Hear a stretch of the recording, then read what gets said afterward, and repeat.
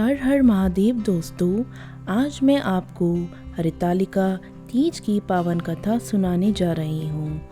हरितालिका तीज का व्रत माता पार्वती ने शिवजी को अपने पति के रूप में पाने के लिए किया था। महिलाएं इस व्रत को अपने पति के लंबी आयु की कामना के लिए रखती हैं और अखंड सौभाग्य प्राप्त करने के लिए रखती हैं।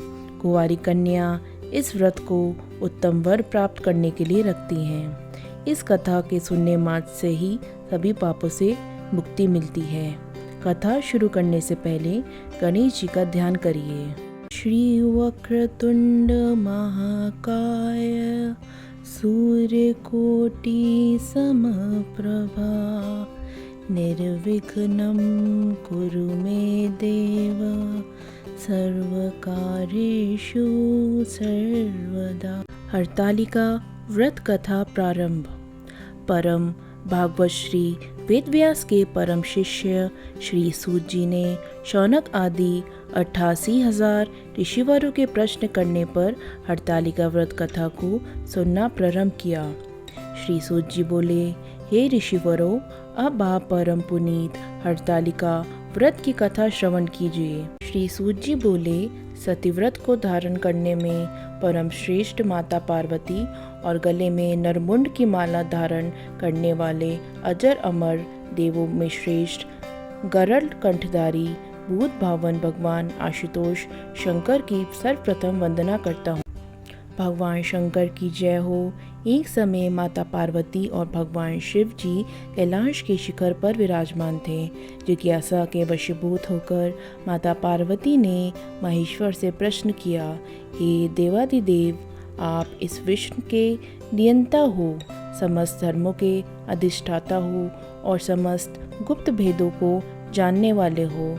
आप मुझ पर अनुग्रह करके कृपया ऐसा गुप्त भेद मुझसे कहें जो समस्त व्रतों में श्रेष्ठ हो। उस व्रत का वर्णन करिए जो अल्प कर्म में ही द्वारा महान फलों को देने वाला हो। हे स्वामी, आप आदि मध्य और अंत से रहित हैं।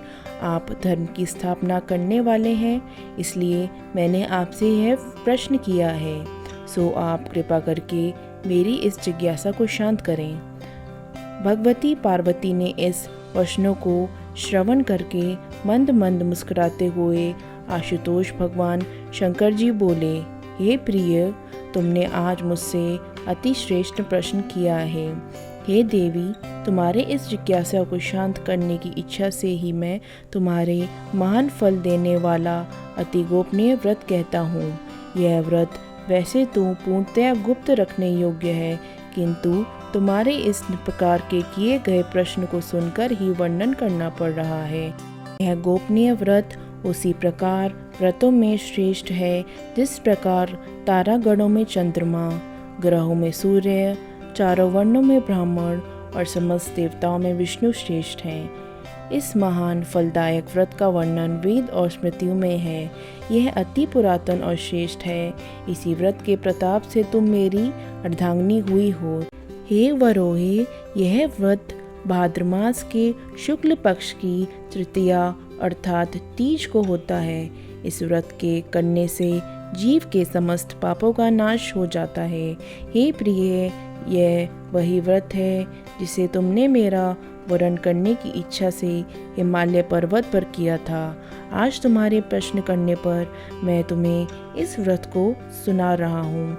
इतनी कथा को श्रवण करने के पश्चात सुनियनी माता पार्वती ने आशुतोष भगवान शंकर जी से कहा, हे महेश्वर, आप कृपा करके इस व्रत का समस्त वृत्तांत मुझे सुनाएं। साथ ही यह भी बताएं कि इस व्रत को मैंने क्यों कर किया था। अपने उस पूर्व व्रत के वृत्तांत को श्रवण करने की मेरी बलवती इच्छा है। भगवान शंकर जी बोले, हे सुनियने, आर्यव्रत में समस्त पर्वतों का स्वामी हिमाचल नामक श्रेष्ठ पर्वत है। उस पर्वतराज की शोभा अवर्णनीय है। उसके चारों ओर अनेक प्रकार की भूमि है तथा वहाँ नाना प्रकार के वृक्ष सुशोभित हैं। वहाँ अनेक सरोवर हैं, अनेकों पर्वत कंदराएं हैं और उत्तकाएं हैं। उस पर्वत पर विभिन्न प्रकार के पशु निवास करते हैं। वहाँ अनेकों गंधर्व, सिद्ध, चारण तथा यक्ष वास करते हैं।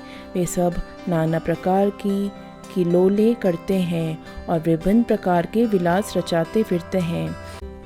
उस पर्वतराज का मस्तक श्रेष्ठ मणियों, स्वर्ण, रत्न आदि से विभूषित है। उनकी मित्रता आकाश से है और यही कारण है कि वह आकाश को अपने हाथों में अर्थात शिखरों पर साधे रहते हैं। हिम से पूर्ति करने वाले परम गंगा जी का धारा अपनी कल कल ध्वनि करती हुई उसकी उपत्यका में बहती रहती है।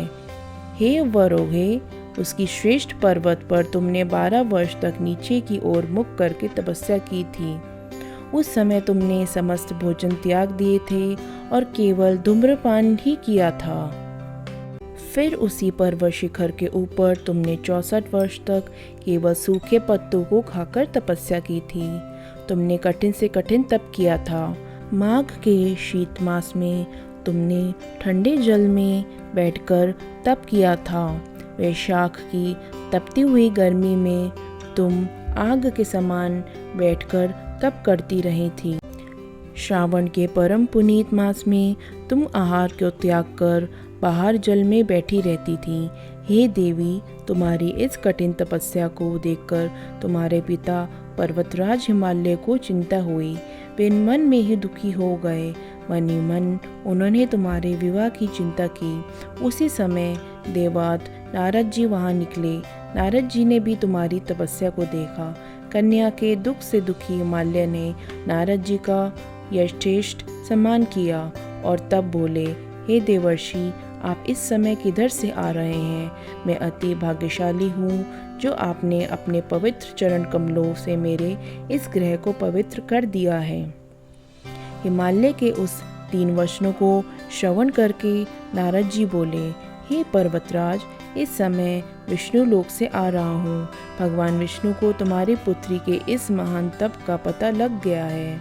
इसी कारण उन्होंने मुझे तुम्हारे पास यह संदेश लेकर भेजा है कि तुम अपनी इस कन्या को श्रेष्ठ वर को ही देना। वैसे तो तुम स्वयं ही जानते हो कि अखिल विश्व में भगवान विष्णु के समान कोई नहीं है। ब्रह्मा और शिव भी उनके समान नहीं है।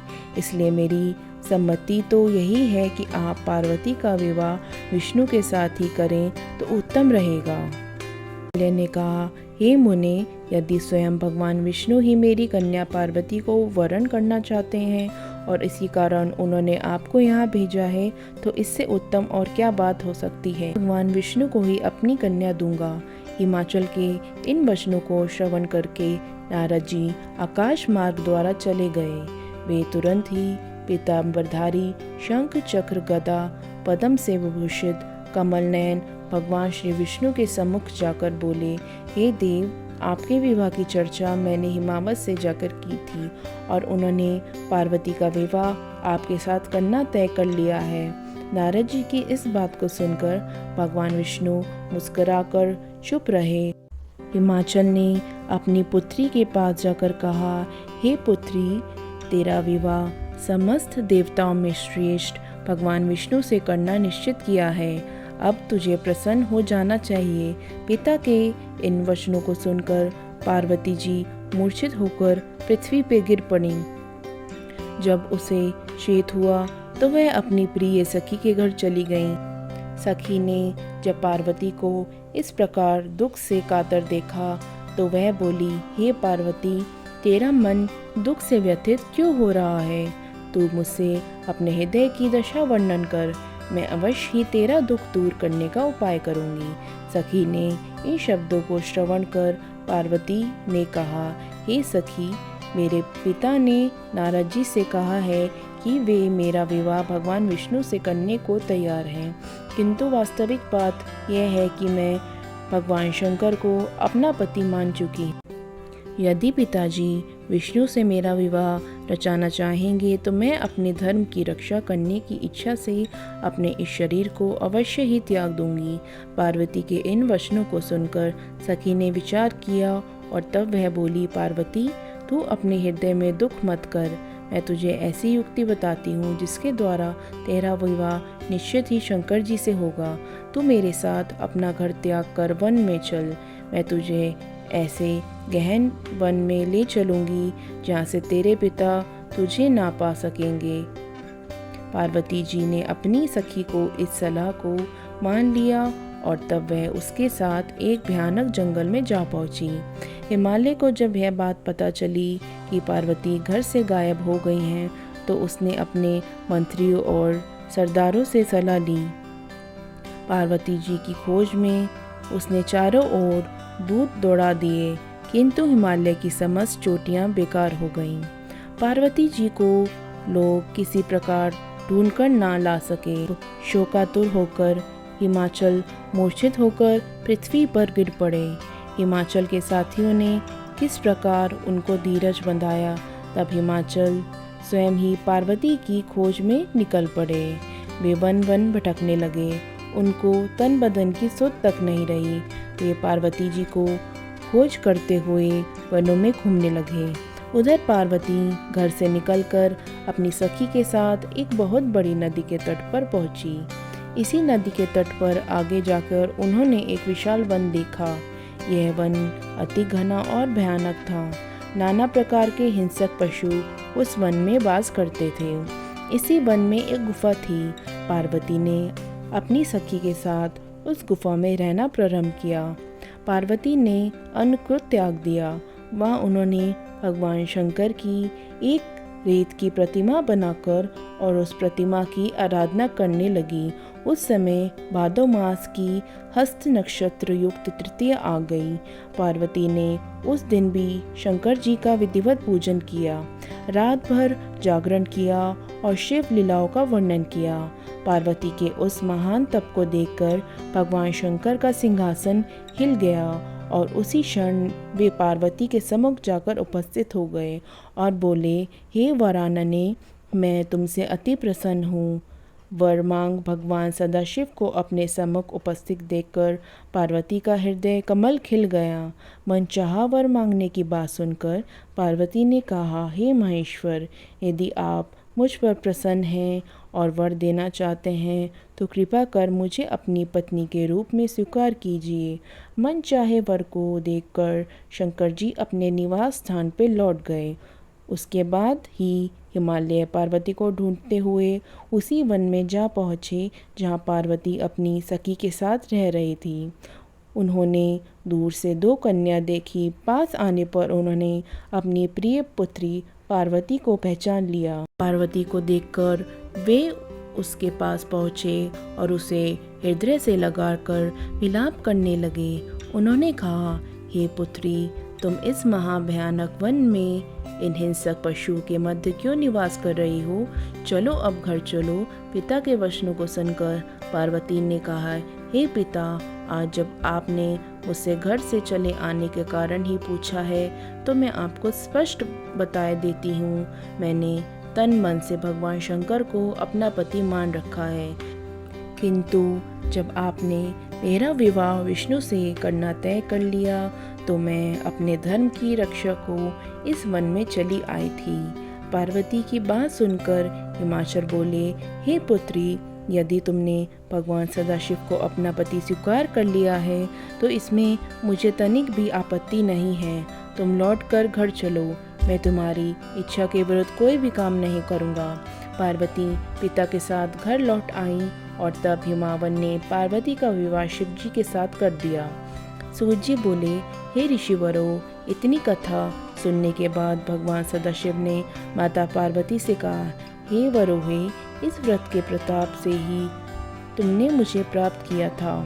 उस समय से अब तक मुझे किसी के आगे इस व्रत का प्रताप वर्णन करने का अवसर नहीं मिला था। आज वह गुप्त भेद मैंने तुम्हारे सामने वर्णन किया है। जगत जननी पार्वती के प्रश्न किया, हे भगवान, आप कृपा करके मुझे यह बताने का कष्ट करें कि इस व्रत का नाम हरितालिका व्रत किस प्रकार हुआ। शिव जी बोले, क्योंकि तुमको तुम्हारी सखी हरण करके ले गई थी, इस कारण हरत अलिका मिलकर इस व्रत का नाम हरितालिका पड़ा। पार्वती जी ने प्रश्न किया, हे परमेश्वर, अब आप कृपा करके इस व्रत को करने की विधि बताएं। यह भी बताएं कि महान व्रत के करने से किस प्रकार के फलों की प्राप्ति होती है। शिव जी बोले, हे वरानने, यह व्रत कन्याओं के लिए श्रेष्ठ है। जो कन्याएं उत्तम वर की प्राप्ति चाहती हैं वे इसको अवश्य करें। जो स्त्रियां अचल सुहाग चाहती हैं वह इस व्रत को विधि पूर्वक करें। उनकी मनो इच्छा की पूर्ति करने वाला इससे उत्तम और कोई व्रत नहीं है। केले के खम्भों का मंडप बनावें, उस मंडप में शिव और पार्वती की प्रतिमाओं की स्थापना करें। धूप दीप चंदन आदि से उस स्थान को युक्त करें। प्रतिमाओं को स्नान करावें, वस्त्र धारण करावें, चंदन लगावें, फूल माला और रात्रि में जागरण करें। ब्रह्मचर्य व्रत धारण करके व्रत के दिन शिवलीला को पढ़ें अथवा श्रवण करें। मन में ओम नमः शिवाय इस श्रेष्ठ मंत्र का जाप करें और एकाग्रचित्त होकर प्रार्थना करें। ब्राह्मण को गौ वस्त्र दक्षिणा देकर प्रसन्न करें। भोर होते ही पूजा की सामग्री को एकत्रित करके नदी में प्रवाहित करें। जो इस प्रकार व्रत को करते हैं वे श्रेष्ठ फल पाते हैं। कन्या को मनचाहा पति मिलता है और स्त्री को अचल सुहाग प्राप्त होता है। यह व्रत समस्त पापों को नष्ट करता है, इसमें संशय नहीं है। आशा करती हूँ श्री हरतालिका व्रत कथा आपको ज़रूर समझ में आई होगी। ऐसी ही वीडियोस देखने के लिए मेरे चैनल को सब्सक्राइब करना ना भूलें और वीडियो को अवश्य लाइक करें। हर हर महादेव दोस्तों।